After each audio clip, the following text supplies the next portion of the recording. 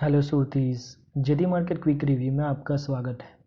आज हम Devyani internationals company के आईपीओ के बारे में बात करेंगे।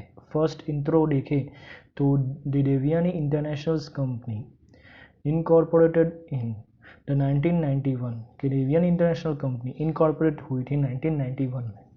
The Devyani internationals the company the largest the franchisee of the Yum brands कि डेवियानी इंटरनेशनल कंपनी की जिसकी लार्जेस्ट फ्रेंचाइजी है उसका नाम है Yum brands and among the largest quick service restaurants QSR the chain operators in the India कि Devyani international company की जो लार्जेस्ट जो quick service restaurants chain operate करती है इंडिया में। ओके, फिर बात करें तो the Yum brands operates fast foods brands just like Pizza Hut, KFC and Taco Bell brands के यम ब्रांड्स है जो फास्ट फूड ब्रांड ऑपरेट करती है जैसे कि Pizza Hut, KFC and Taco Bell brands. फिर बात करें तो Devyani internationals the company the gearing up to the launch its the IPO with ₹1400 crore. Devyani internationals company जो लॉन्च कर रही है अपना IPO और जो IPO है ₹1400 करोड़ जुटाना चाहती है। फिर बात करें तो कंपनी प्रमोटर्स की, जो फर्स्ट प्रमोटर है mister Ravikant Jaipuria, the non executive directors है। सेकंड है mister Varun Jaipuria and third है RJ कॉर्प लिमिटेड आर भी कंपनी प्रमोटर्स ही हैं।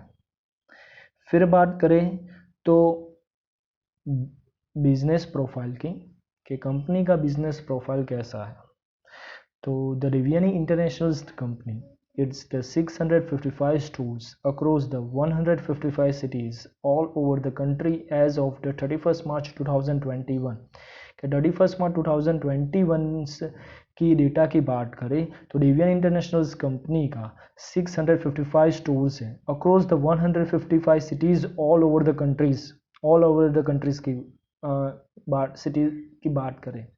The Devyani international company operates the three business verticals, उसके थ्री बिजनेस वर्टिकल है। फर्स्ट है कोर ब्रांड जैसे कि KFC, Pizza Hut and Costa Coffee stores in India.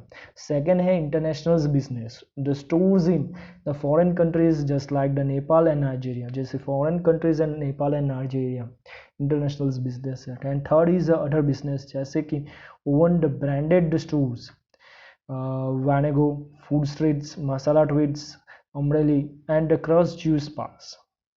फिर बात करें फाइनेंशियल्स रिपोर्ट कि कंपनी के फाइनेंशियल्स रिपोर्ट से ही पता चलता है कंपनी कितना आगे जाएगी, तो ये आपको पता होना चाहिए और ये आपको अंडरस्टैंड होना चाहिए। फाइनेंशियल्स रिपोर्ट की कंपैरिजन 2019 टू 2021 की कंपैरिजन करेंगे, उसमें हम total assets, total revenue and profit after tax के बारे में बात करेंगे। The year wise 31 March 2021, 31 March 2020 and 31 March 2019 rupees in millions में। टोटल एसेट्स की बात करें तो 16,600 के करीब है 21 में, 20 में 18,800 के करीब था एंड 19 में 18,000 के करीब था।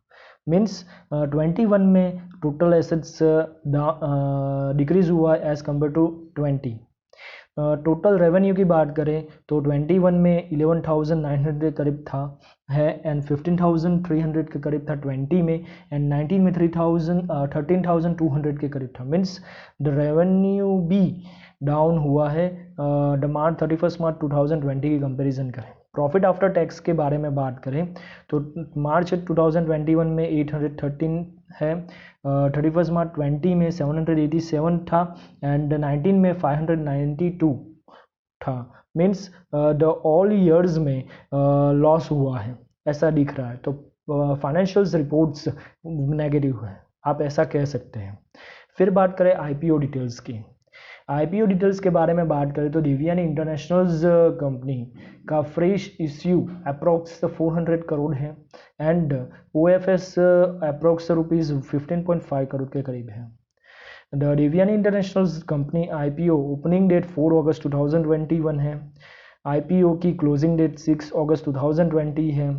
IPO की प्राइस बैंड की बात करें जो अभी डिस्प्ले नहीं हुआ है, मार्केट लॉट साइज की बात करें वो भी डिस्प्ले नहीं हुआ है।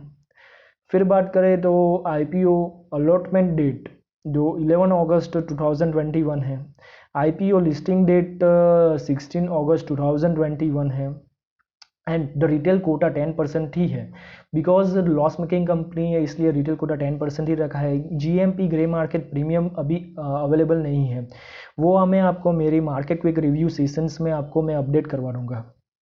फिर बात करें तो फाइनेंशियल सपोर्टर्स, जो कौन से फाइनेंशियल सपोर्टर्स हैं, फाइनेंशियल सपोर्टर्स जैसे Kotak Mahindra capitals company limited है, सेकंड है CLSA इंडिया प्राइवेट लिमिटेड है, थर्ड है एडलवाइज फाइनेंशियल सर्विस लिमिटेड है, एंड फोर्थ है Motilal Oswal investments advisor limited है।